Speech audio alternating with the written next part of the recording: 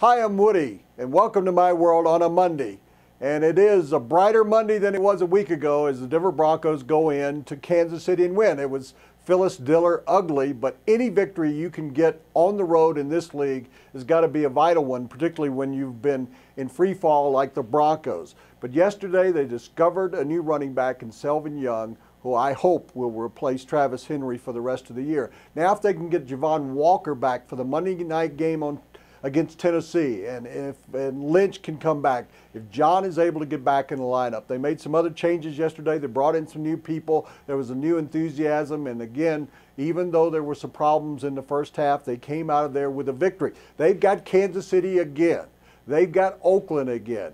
They've got San Diego again, and the Chargers proved last night with 6 punts, an interception, and a fumble, despite 5 interceptions that were key against Peyton Manning, and a 6th at the end of the game, that the Chargers can be beaten in San Diego.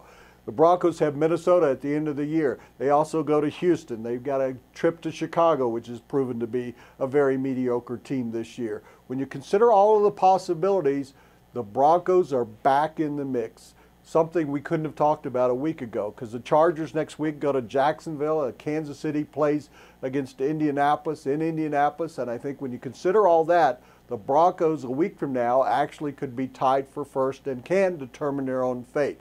We saw a little bit more yesterday of team unity after the meetings, the talks that the players had, and I was very impressed with the fact that Bates on defense showed more stunts, more different looks, more blitzes. He actually had guys flying around on defense, and on offense you had Mike Shanahan trying to do a little bit more with Jay Cutler, getting him out of the pocket and trying some different plays, controlling the ball with Selvin Young when they needed to do it. So overall, a very successful trip to Kansas City, a place where it's been very difficult to win for the Broncos in the past, particularly late in the season. But yesterday it was unseasonably warm for a game in Kansas City in November. So the Broncos, if they can take this week and build on what they accomplished yesterday and go into playing the Monday night game against Tennessee and pull that off, Tennessee somewhat struggling without Vince Young having a great year, they can do that. It can push them toward those final 6 games of the season and give them a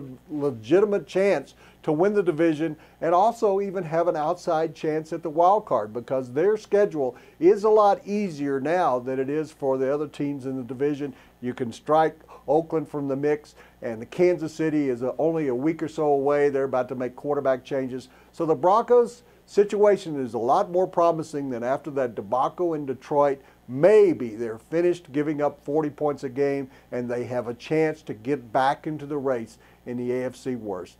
I'm Woody Paige. I'll see you in the sports pages next week, because I'm going to take a few days off and prepare myself for the Monday night game against Tennessee.